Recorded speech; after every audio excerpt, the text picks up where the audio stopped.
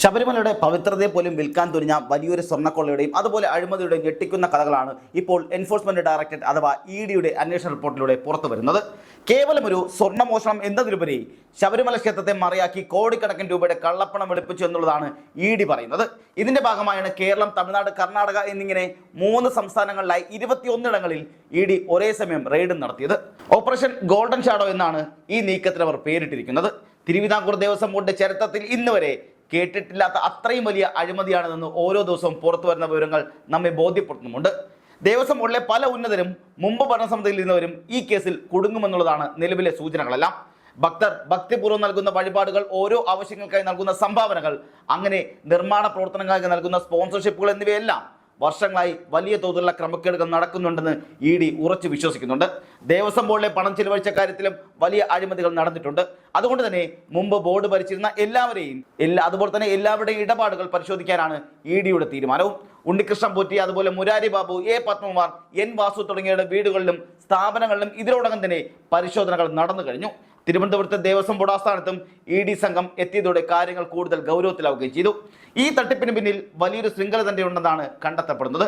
സ്വർണ്ണപ്പാളികൾ ഉരുക്കി കടത്താൻ സഹായിച്ച ചെന്നൈയിലെ സ്മാർട്ട് ക്രിയേഷൻ ഉടമ പങ്കജ് ഭണ്ഡാരി, ഈ സ്വർണം വാങ്ങിയ ബെല്ലാരിയിലെ വ്യാപാരിയായ ഗോവർദ്ധൻ എന്നിവരെല്ലാം കേന്ദ്രീകരിച്ച് തന്നെയാണ് അന്വേഷണം നടന്നു പോകുന്നത്.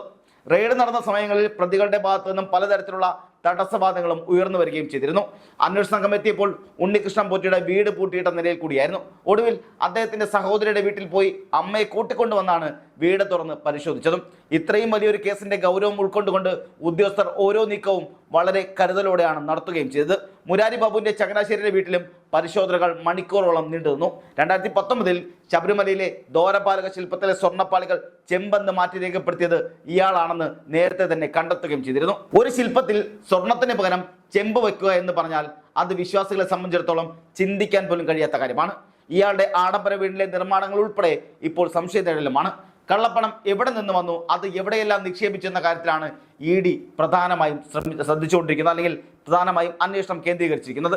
വരവിൽ കവിഞ്ഞ് സ്വത്ത് കണ്ടെത്തിയാൽ ഉടൻ തന്നെ അത് മരവിപ്പിക്കാനാണ് തീരുമാനവും.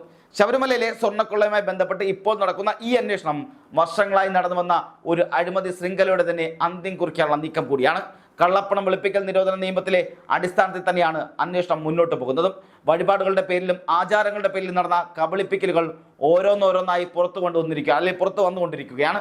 മുമ്പ് കേരളം കണ്ട നയതന്ത്ര സ്വർണ്ണക്കടത്ത് കേസ് പോലെ ഇത് അവസാനിക്കരുതെന്ന് ഭക്തർക്ക് ആഗ്രഹമുണ്ട്. അതുകൊണ്ട് തന്നെ ഇഡിയും ഹൈക്കോടതി നിയമിച്ച പ്രത്യേക അന്വേഷണ സംഘവും അഥവാ SITയും കൈകോർത്താണ് മുന്നോട്ട് നീങ്ങുന്നത്. SIT സംഘം സന്നിധാനത്ത് നേരിട്ടെത്തി പരിശോധന നടത്തിയതും നിർണായകം കൂടിയാണ്. ശ്രീകോവിലിനുള്ളിലും പരിസരത്തും ശാസ്ത്രീയ പരിശോധനകൾ നടത്തി സ്വർണം കടത്തിയ രീതി കണ്ടെത്താനാണ് അവരുടെ ശ്രമങ്ങളെല്ലാം. BSSയിലെ ശാസ്ത്രജ്ഞർ നൽകിയ റിപ്പോർട്ട് പ്രകാരം 1998 ഉണ്ടായിരുന്ന സ്വർണത്തിന്റെ അളവിലും ഗുണനിലവാരത്തിലും പിന്നീട് വലിയ കുറവ് വന്നിട്ടുണ്ട്.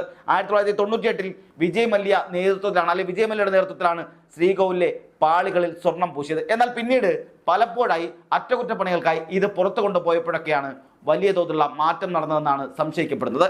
2019 പിന്നീട് 2025 ഈ പാളികൾ പുറത്തു കൊണ്ടുപോയിരുന്നു. ഈ കാലയളവിൽ ഭരണത്തിലിരുന്നവരുടെ പങ്കും ഇപ്പോൾ അന്വേഷിക്കുന്നുമുണ്ട്. ഹൈക്കോടതിയുടെ ഉത്തരവ് പ്രകാരം കഴിഞ്ഞ 4 സർക്കാരുകളുടെ കാലത്തെയും ഭരണസമിതികളുടെ ഇടപാടുകൾ അതുപോലെ മൊത്തത്തിൽ പരിശോധിച്ചു വരികയാണ്. ഇത് വലിയൊരു രാഷ്ട്രീയ പോരാട്ടത്തിന് കൂടി വഴിവെക്കുന്ന കാര്യം ഉറപ്പ് തന്നെയാണ്. പ്രയാർ ഗോപാലകൃഷ്ണൻ, PS പ്രശാന്ത് തുടങ്ങിയവർ ദേവസ്വം ബോർഡ് പ്രസിഡന്റായിരുന്ന കാലത്തെ കാര്യങ്ങളും ഇപ്പോൾ അന്വേഷണത്തിന്റെ പരിധിയിൽ കൂടിയാണ്. ഉമ്മൻചാണ്ടി സർക്കാരിന്റെ കാലത്തും VS അച്യുതാനന്ദന്റെ കാലത്തും നടന്ന ഭരണസമിതി ഇടപാടുകൾ കോടതിയുടെ നിരീക്ഷണത്തിലാണ് എന്നതും ഈ കേസിന്റെ വ്യാപ്തി കൂട്ടുക കൂടി ചെയ്യുന്നു.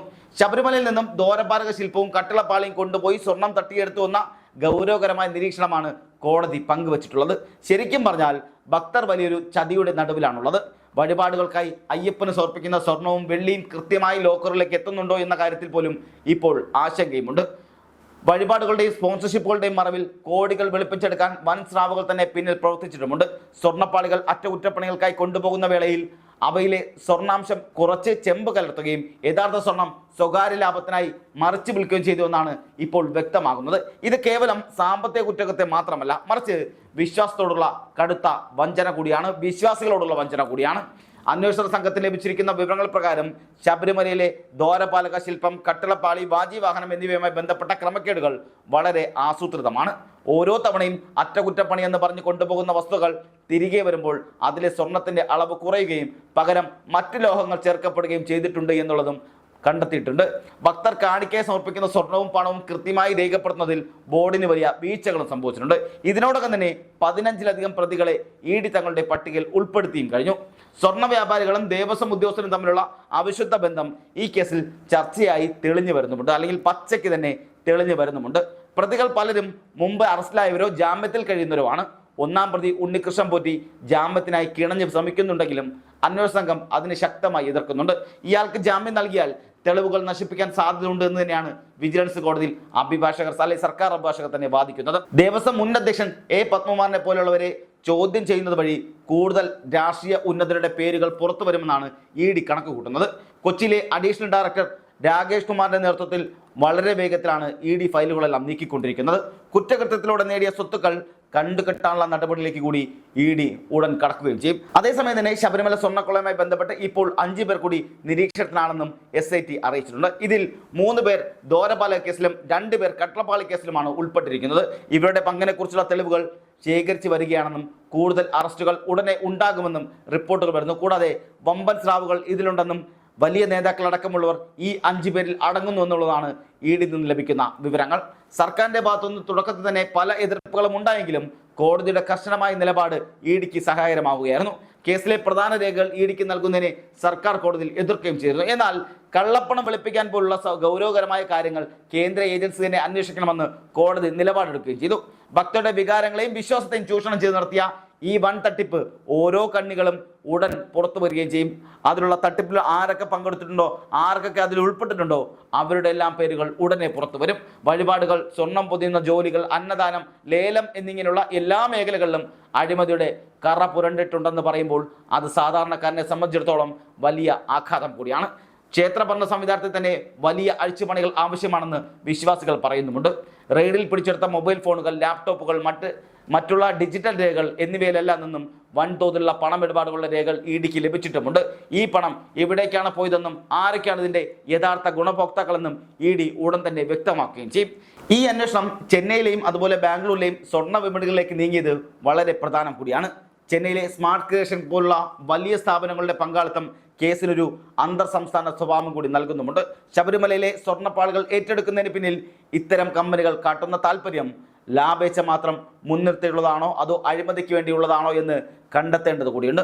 മുൻ ദേവസ്വം മന്ത്രിമാരും CPM നേതാക്കളും അന്വേഷണ പരിധിയിൽ വരുന്നത് കേരള രാഷ്ട്രീയത്തിൽ വലിയ പുകിലുകൾ ഉണ്ടാക്കിയിട്ടുമുണ്ട്.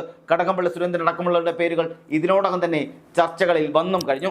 സ്വതന്ത്ര സ്വർണ്ണക്കടത്ത് അന്വേഷിച്ച കേന്ദ്ര ഏജൻസികൾ വേണ്ടത്ര തെളിവുകൾ കണ്ടെത്താൻ കഴിഞ്ഞില്ലെന്ന ആക്ഷേപം തിരുത്താൻ ഈ കേസിൽ ഇഡിക്ക് വലിയ ഉത്തരവാദിത്തമുണ്ട്. കാരണം ഇത് ലക്ഷക്കണക്കിന് ഭക്തരുടെ വിശ്വാസവുമായി ബന്ധപ്പെട്ട കാര്യമാണ്.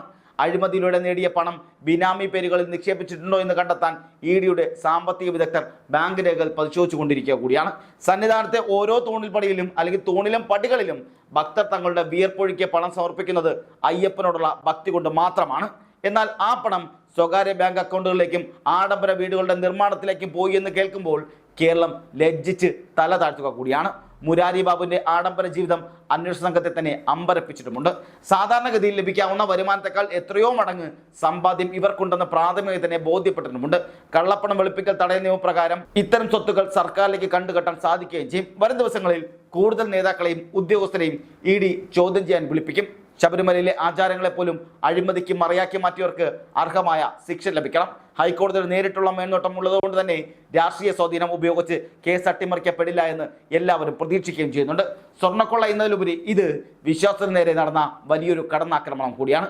ഓപ്പറേഷൻ ഗോൾഡൻ ഷാഡോ എന്ന ഈ ദൗത്യം അതിൻ്റെ പൂർണ്ണതയിൽ എത്തിയാൽ മാത്രമേ ശബരിമലയുടെ മണ്ണിൽ നീതി പുലരുകയുള്ളൂ. ഓരോ വിശ്വാസിയും ഇത് കാത്തിരിക്കുന്നത് സത്യാവസ്ഥ പുറത്തു വരാനാണ്. അയ്യപ്പ ഭക്തരുടെ കണ്ണീരും വിശ്വാസവും കലർന്ന പണമാണ് ഇത്തരത്തിൽ അപഹരിക്കപ്പെട്ടിരിക്കുന്നത്. അതിന് ഉത്തരവാദികളായവർ എത്ര ഉന്നതരായാലും അവർ പിടിക്കപ്പെടുക തന്നെ വേണം. ഈ കേസ് കേരളത്തിലെ ക്ഷേത്രഭരണ സംവിധാനങ്ങളിൽ ഒരു വലിയ ശുദ്ധീകരണത്തിനുള്ള വഴിയൊരുക്കട്ടെ എന്ന് കൂടി നമുക്ക് പ്രത്യാശിക്കാം, ആശിക്കാം.